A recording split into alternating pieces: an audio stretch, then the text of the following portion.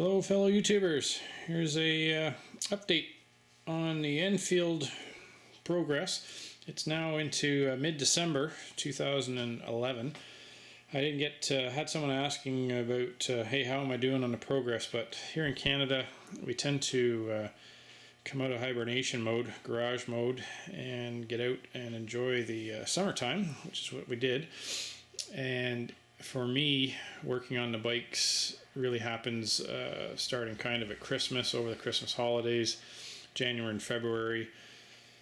I get busy at work in March, but I usually get some more stuff done in March. I get crazy busy in April, and then we're prepping the boat to go into the water. So I get about 2.5 to 3 months in the winter time, and then I don't make a lot of progress over the summer. So anyway, the boat's going to be up for sale, so that's going to free up a little more time in the spring and the fall anyway, so maybe that'll make a little more time for motorcycles. So a couple things to address. Someone asked, how did I get that big nut off of the crankshaft here? I mentioned that I just bought a big 3/4 inch drive socket. So here's the socket itself.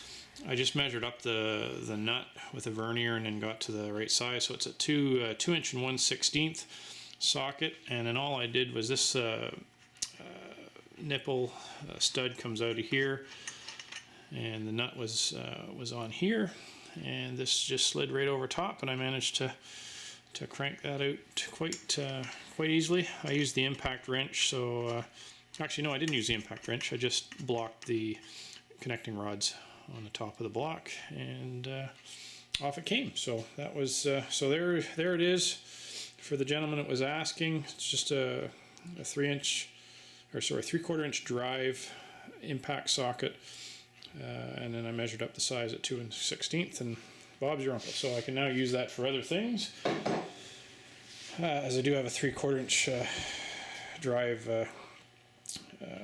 adapter for the impact socket, so that can be used for other things. So I have my tank back, just arrived today from Ross Thompson Metal Finishing, and it looks gorgeous. It looks brand spanking new.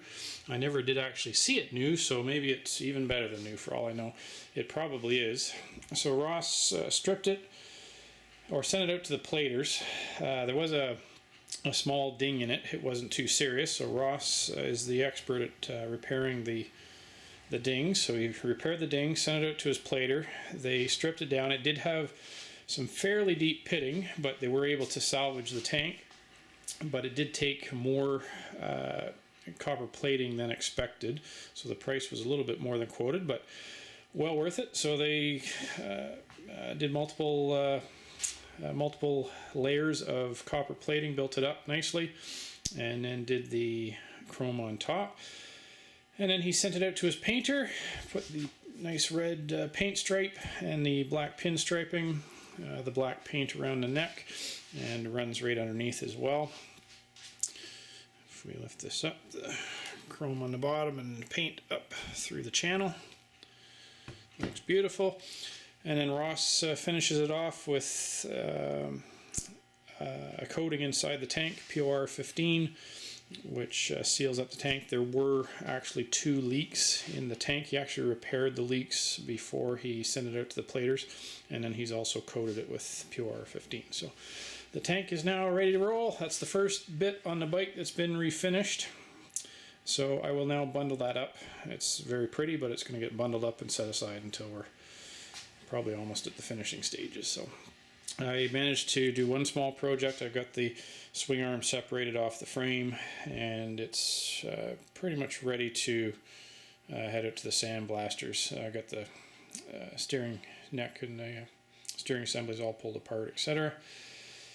So that's ready to go, and I think that was about it. So now that we're back into disassembly mode, I will get my butt in gear and get the transmission separated from the block, the crankcase, and get that stripped down. And then I'll be making a shopping list to get parts on order. Anyway, there's my quick update. Take care. Cheerio.